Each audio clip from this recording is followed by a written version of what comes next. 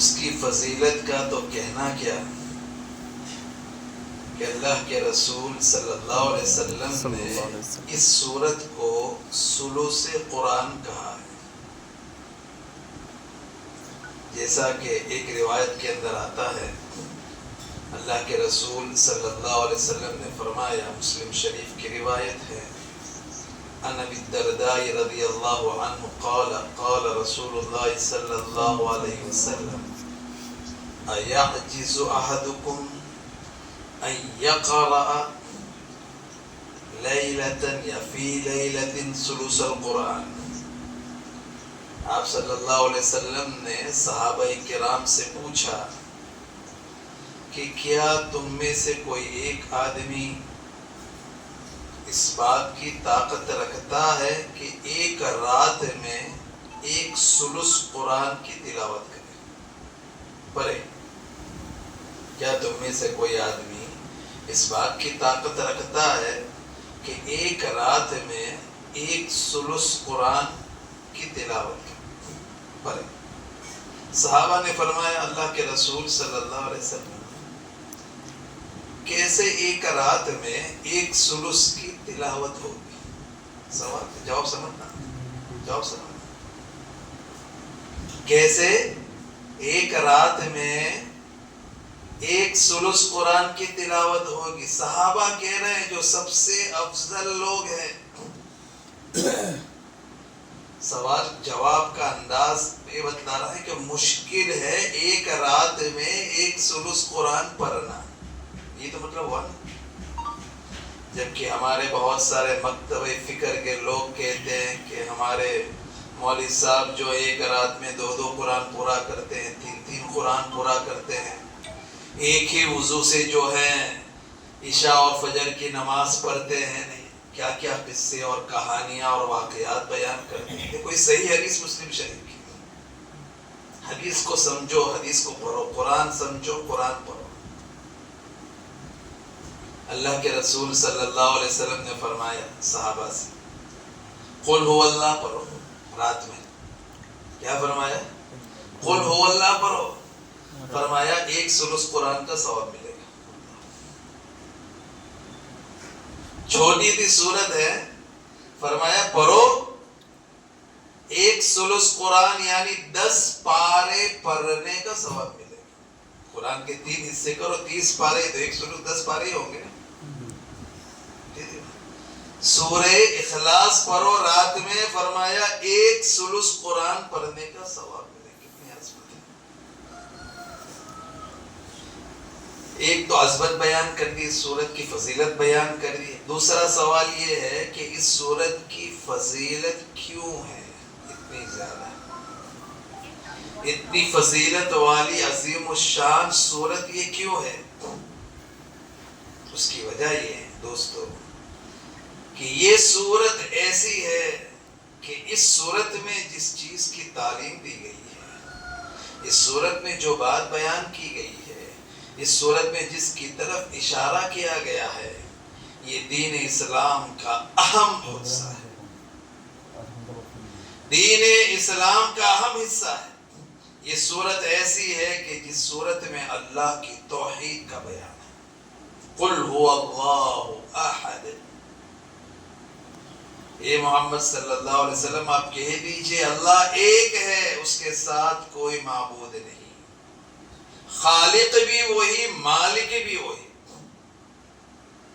خلقت میں بھی اس کا کوئی شریک نہیں، ملکیت میں بھی اس کا کوئی شریک نہیں. اسی طرح عبادت میں بھی اس کا کوئی شریک نہیں. عقیدہ توحید کو بڑے خوبصورت انداز میں اس سورت میں بیان کیا گیا ہے. اس وجہ سے اس سورت کی بڑی فضیلت ہے. اور عقیدہ توحید ایسا عقیدہ ہے کہ توحید سب سے پہلے ہے. اگر توحید نہیں، کسی چیز کا کوئی فائدہ نہیں، کوئی عمل بھی فائدہ مند ثابت نہیں ہوگا. اسی توحید کے اوپر میں 2-4 باتیں آسان انداز میں پیش کروں گا آپ کے ساتھ. عقیدہ توحید کیا ہے؟ دوستو، عقیدہ توحید حضرت آدم علیہ السلام سے لے کر رحمت للعالمین جناب محمد الرسول اللہ صلی اللہ علیہ وسلم تک جتنے بھی انبیاء اس روئے زمین کے اوپر آئے نمودار ہوئے، اللہ تبارک و تعالی نے تمام نبی کو اسی بات کی دعوت دی کہ سب سے پہلے وہ لوگوں میں توحید کی دعوت ہے۔ اللہ قرآن میں بیان فرماتا ہے وَمَا أَرْسَلْنَا مِن قَبْلِكَ مِن رَّسُولٍ إِلَّا نُوحِي إِلَيْهِ أَنَّهُ لَا إِلَهَ إِلَّا أَنَا فَاعْبُدُونِ۔ وَمَا أَرْسَلْنَا مِن قَبْلِكَ مِن رَّسُولٍ، ہم نے آپ سے پہلے کوئی رسول نہیں بھیجا۔ اے محمد صلی اللہ علیہ وسلم، ہم نے آپ سے پہلے کوئی رسول نہیں بھیجا، مگر ہر رسول کے اوپر ہم نے اس بات کی وحی کی، ہر رسول کے اوپر اس بات کی ہم نے وحی کی کہ اللہ کے علاوہ کوئی معبود نہیں۔ ہم نے ہر رسول کے اوپر اس بات کی وحی کی کہ اللہ کے علاوہ کوئی معبود نہیں۔ تو دیکھنا سمجھ، ہر رسول کو اس بات کی تعلیم دی، توحید کی دعوت ہر نبی نے، ہر رسول نے اپنے وقت میں کی، بلکہ رحمت للعالمین جناب محمد الرسول اللہ صلی اللہ علیہ وسلم ہمارے نبی ہے نا، ہمارے نبی۔ آپ کی زندگی کا مطالعہ کیجئے، آپ کی زندگی کے اوپر نظر ڈالیے دوستو، کتنی عمر ملی آپ کو؟ کتنی عمر؟ 63 سال کی عمر ہوئی نہیں؟ میں تو بیان نہیں کرتا، میں تو سبق پڑھاتا ہوں، میرا تو کام اسی طرح رہتا ہے۔ 63 سال کی عمر ملی کہ نہیں ملی؟ بولو۔ نبوت ملی 40 سال کے بعد۔ کب ملی؟ آگے آؤ دوستو، آگے آؤ، تھوڑا سمجھاؤں گا، ہاں کچھ لے کر جاؤ، صرف بیان نہیں کہ اس کان سے سنے کان سے نکلے، میں تو پوچھوں گا ابھی انشاءاللہ، ہاں دیکھو یاد ہو جائے گا، بہت آسان سے سمجھاؤں گا انشاءاللہ۔ دیکھو 40 سال کے بعد آپ کو نبوت ملی، اس کے بعد 13 سال آپ نے مکہ میں گزارے، ہے نا، 13 سال آپ نے، اور پھر آپ کو اللہ کی جانب سے حکم ہوا تو ہجرت کر کے آپ اور تمام صحابہ جو ہیں مدینہ گئے، اور 10 سال جو ہیں آپ نے مدینے میں گزارے۔ 40 سال کے پہلے کی زندگی کے بارے میں تو کوئی بات ہے ہی نہیں، چونکہ نبوت کے بعد ہی کی سب باتیں جو اس کی تفصیلات، اس سے پہلے بھی یعنی آپ کو امین اور اس سے نوازا گیا، آپ سے جیسا امانت دار کوئی نہیں تھا، صادق اور امین کے لقب سے پکارا جاتا تھا، وہ بات الگ اپنی جگہ پہ، اس پہ میں بھی باز نہیں کروں۔ اب سمجھیے اس کو، مکہ کی زندگی نبوت کے بعد آپ کی زیادہ ہے یا مدینے کی زندگی؟ بولو۔ مکہ میں 13 سال ہے مجموعی اعتبار سے، مکہ میں 13 سال رہے، مدینے میں 10 سال رہے، تو کون سی زندگی زیادہ ہوئی؟ مکہ کی زندگی زیادہ ہوئی۔ مکہ میں آپ صلی اللہ علیہ وسلم 13 سال رہے، مکہ کی پوری 13 سالہ زندگی میں اللہ کے رسول صلی اللہ علیہ وسلم نے صرف اور صرف توحید ہی کی دعوت، پوری 13 سالہ زندگی میں صرف ایک عقیدہ توحید کی ہی دعوت دی،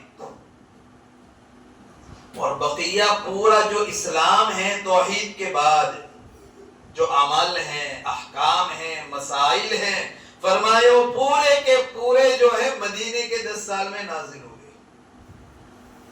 ایک طرف صرف عقیدہ توحید اور دوسری طرف بقیہ دوسرے تمام مسائل، ایک عقیدہ توحید کے اوپر 13 سال اور بقیہ تمام مسائل کے اوپر 10 سال لگے۔ اندازہ لگائیے عقیدہ توحید کی اہمیت کیا ہے، عقیدہ توحید کی اہمیت کیا ہے۔ مثال سے سمجھاؤں تو اور سمجھ آئے گا۔ نماز فرض ہوئی مکہ میں، نماز مکہ کے اخیر میں فرض ہوئی ہے، معراج ہوئی اس کے بعد فرض ہوئی مکہ میں، لیکن نماز کے مسائل، جماعت کے ساتھ نماز پڑھنا، یہ سب حکم آیا مدینے میں. زکوٰۃ کا حکم آیا مدینے میں، حج کا حکم آیا مدینے میں، روزے کا حکم آیا مدینے میں، نکاح کا حکم آیا مدینے میں، طلاق کے احکام نازل ہوئے مدینے میں، خلا کے احکام نازل ہوئے مدینے میں، بزنس اور تجارت کے مسائل اور احکام سب نازل ہوئے مدینے میں. تمام احکام جو ہیں وہ تمام تفصیل طلب احکام ہیں. یہ تمام احکام نازل ہوئے مدینے میں. 10 سال کی زندگی میں سب چیزیں نازل ہوئی، لیکن عقیدہ توحید اتنا بڑا ہے، اتنا عظیم ہے، اتنا عظیم ہے کہ پورا عقیدہ توحید کے لیے آپ صلی اللہ علیہ وسلم 13 سال مکمل دعوت. بات سمجھ میں آ گئی؟ اور آگے ایک بات بتانا ہوں اسی عقیدہ توحید کی. مکہ کی زندگی کے اندر بہت سارے مسائل میں بھی تخفیف کی گئی.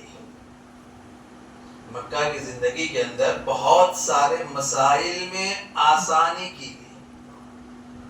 جیسے مکہ کے اندر آپ کو پتا ہوگا شراب حلال، شراب ایک ساتھ حرام نہیں ہوا ہے. شراب سے بڑی محبت تھی. شراب 3 پہلو میں حرام ہوا ہے. دھیرے دھیرے اللہ نے جو کسی چیز سے بہت زیادہ محبت ہو، ایک وقت میں حرام کرو تو اس کو چھوڑنا مشکل ہو جاتا ہے. کوئی آدمی اگر 100 جو ہے وہ پوڑیاں کھا جاتا ہو روزانہ، اور اس کو تم کہو کل سے کہ بالکل بند کر دو بشیر صاحب، ہوگا؟ بھائی 50 کر، 60 کر، اس طرح چھوڑنا پڑے گا. جو عادت جو لگی ہوئی ہے تو اس کو چھوڑنے کا طریقہ کار یہ ہوتا ہے کہ آہستہ آہستہ اس کی دعوت دی جائے تاکہ وہ چھوٹ جائے. پہلے سے آپ ایک ساتھ چھوڑے تو مانے گا نہیں، بلکہ زیادہ کھانے لگے گا، اس میں زیادہ بڑھ جائے گا. عادت ہے، طریقہ. تو شراب جو ہے اللہ تبارک و تعالی نے مکہ میں شراب حلال. سود کے مسائل بھی بعد میں نازل ہوئے. سود بھی پہلے ابتدائی اسلام میں سودی کاروبار بھی جائز تھا. مکہ کی زندگی میں دین اسلام نے شراب کو برداشت کیا. سمجھنا، مکہ کی زندگی میں شریعت نے سود کو برداشت کیا، لیکن اسی مکہ کی زندگی کے اندر بھی توحید میں ذرا بھی نرمی نہیں آئی. مکہ کی یا مدینہ کی تمام زندگی کے اندر توحید کے اندر ذرا بھی نرمی نہیں آئی کہ بھائی اس میں تھوڑی نرمی کرے کہ تھوڑا شرک کر لے جائے، اس کا نہیں. بلکہ کفار مکہ اللہ کے رسول صلی اللہ علیہ وسلم کے پاس بار بار آتے تھے اور کہتے تھے اللہ کے رسول محمد صلی اللہ علیہ وسلم آپ تھوڑے توحید میں نرم ہو جائیں، ہمارے معبودان کو آپ جو برا بھلا کہتے ہیں اس میں نرم ہو جائیے، نرمی اختیار کریں. آپ نرمی اختیار کریں گے، اس کے بدلے میں جو چاہے ہم آپ کو دے دیں گے. دنیا چاہے دنیا، جو دنیا کی چیز چاہے ہم سب آپ کو دینے کے لیے تیار ہے، لیکن شرط یہ ہے کہ آپ توحید میں نرمی اختیار کریں. قرآن اس کا نقشہ کھینچتا ہے. وَدُّوا لَوْ تُدْهِنُوا فَيُدْهِنُونَ. ودو، وہ چاہتے ہیں کہ اگر تم نرم ہو جاؤ تو ہم بھی نرم ہو جائیں گے. نرم ہوئے آپ صلی اللہ علیہ وسلم؟ ارے نہیں ہوئے. توحید کے اوپر ذرہ برابر بھی جو ہے کمپرومائز نہیں کیا. دیکھو دوسرے احکام میں کمپرومائز کیا، شراب میں کمپرومائز کیا، سود میں کمپرومائز کیا. بہت ساری چیزیں پہلے حلال تھی پھر حرام ہوئی، پہلے حرام تھی پھر حلال ہوئی. مطلب اسلام میں بھی ہوا ہے، اگلی شریعتوں میں بھی ہوا ہے. کچھ چیزیں ایسی تھی اگلی شریعت میں حلال تھی، دوسری شریعت میں حرام ہو گئی. بولو، مسائل میں اختلاف تو ہر شریعت میں ہوتا رہا. حضرت آدم علیہ السلام کی شریعت میں بھائی بہن کا نکاح جائز تھا. حضرت آدم علیہ السلام کی شریعت میں سگے بھائی بہن کا نکاح جائز تھا. حابیل اور قابیل کے درمیان جو جھگڑا ہوا ہے، جو ان کو موت تک جس کو لے گیا، وہ جھگڑا اسی نکاح کا تو تھا. جھگڑا وہی نکاح کا تھا، بھائی کے اندر، بھائی بہن میں شادی میں. دوسری شریعتوں میں پھر وہ حرام ہو گیا. ہماری شریعت میں بھی حرام ہے. مسائل اور احکام میں تبدیلی ہوتی رہی. پہلے حلال تھا پھر حرام، حرام تھا حلال، لیکن کبھی بھی حضرت آدم علیہ السلام سے لے کر اللہ کے رسول صلی اللہ علیہ وسلم تک کبھی